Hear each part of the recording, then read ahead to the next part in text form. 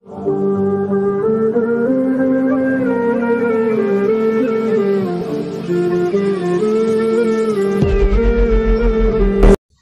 এই ধরনের ভিডিও বানানোর জন্য আমাদের প্রয়োজন হবে ক্যাপকাট অ্যাপ্লিকেশন।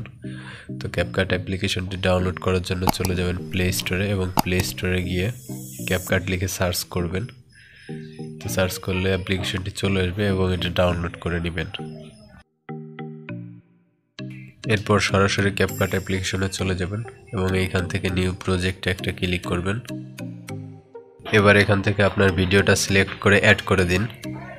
তারপরে এইখান থেকে এরকম একটা ইন্টারফেস পেয়ে যাবেন। আপনারা চাইলে টিকটক অথবা লাইকি থেকে এই ধরনের ভিডিও ডাউনলোড করে নিতে পারেন, অথবা আপনার নিজের করা কোনো ভিডিও আপনি এইভাবে এডিট করতে পারেন। এবং আপনি যদি চান ভিডিওর ডেসক্রিপশন বক্স থেকে এই ধরনের অনেকগুলো স্যাড ভিডিও ডাউনলোড করে নিতে পারেন। এরপর এখান থেকে ভিডিও লেয়ারে একটা ক্লিক করব। দেন এইখান থেকে আমরা অডিও ব্যাকগ্রাউন্ডটা রিমুভ করে দেব ভিডিওর। এখান থেকে এক্সট্রাকে ক্লিক করব। দেন এইখান থেকে অডিও লেয়ারটাকে ক্লিক করে ডিলিট করে দেব। ভিডিও লেয়ারটায় ক্লিক করে এইখান থেকে ভিডিওটাকে একটু জুম করে নিব। এরপর আমরা ভিডিওর শেষের দিকে থাকা ওয়াটারমার্কটি ডিলিট করে দেব। এইখান থেকে আবার ভিডিও লেয়ারে ক্লিক করে এইখান থেকে আমরা স্পিডে ক্লিক করব। এখান থেকে কার্ভে ক্লিক করব। তো এরপর আমরা এইখান থেকে যে কোনো একটা অপশন সিলেক্ট করে দিলেই আমার ভিডিওটা স্লো মোশন হয়ে যাবে। আপনারা চাইলে এইখান থেকে কাস্টম ভাবে এডিট করে স্লো মোশন করতে পারেন ভিডিওটা। এডিটিং শেষে এইখান থেকে টিক মার্ক দিয়ে দিবেন। তারপর চলে যাবেন প্রথম দিকে ভিডিওর। এখান থেকে ইফেক্টে ক্লিক করে ভিডিও ইফেক্টে একটা ক্লিক করব। তারপরে এইখান থেকে একটা ইফেক্ট আমরা অ্যাড করব। এইখান থেকে স্পটলাইট ইফেক্টটা সিলেক্ট করে টিক মার্ক দিয়ে দেব। এরপর ইফেক্টটাকে এভাবে টেনে টেনে পুরো ভিডিওতে অ্যাপ্লাই করে দেব। এখান থেকে আবারও ভিডিও ইফেক্টে ক্লিক করব। তারপর আমরা এদিক থেকে ডান দিকে স্ক্রল করে শ্যাডো অপশনটা বের করব। এরপর এইখান থেকে লেগ টু ইফেক্টটা খুঁজে বের করে সিলেক্ট করে দেব। তারপর এইখান থেকে অ্যাডজাস্টে ক্লিক করে এইখান থেকে অ্যাডজাস্ট করে নিব। দেন এইখান থেকে টিক মার্ক দিয়ে দেব। তারপর এই লেয়ারটাকে আমরা টেনে ভিডিও শেষ পর্যন্ত অ্যাপ্লাই করে দেব। এরপর ভিডিওর প্রথম দিকে আমরা চলে যাব। এরপর এইখান থেকে আমরা ভিডিওতে একটা অডিও মিউজিক অ্যাড করব। এর জন্য এইখান থেকে ব্যাক অপশনে ক্লিক করব। দেন এইখান থেকে আমরা অডিও অপশনটা খুঁজে বের করব। তারপর অডিও অপশনে একটা ক্লিক করব। এরপর এইখান থেকে সাউন্ডে ক্লিক করব। এইখান থেকে ফোল্ডারের এই অপশনে ক্লিক করব। দেন এইখান থেকে ফর্ম ডিভাইস।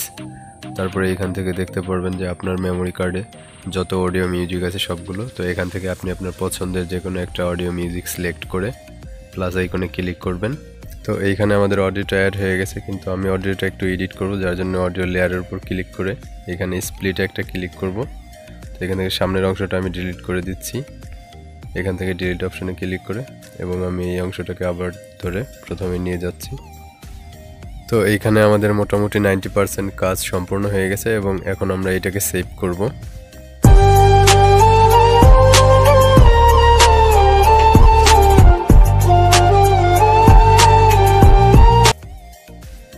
এরপর ভিডিওটাকে সেভ করার জন্য উপরের সেভ আইকনে ক্লিক করব এবং ভিডিওটা সেভ হয়ে আমাদের গ্যালারিতে চলে যাব। তো এরপর হচ্ছে আমাদের মূল কাজ।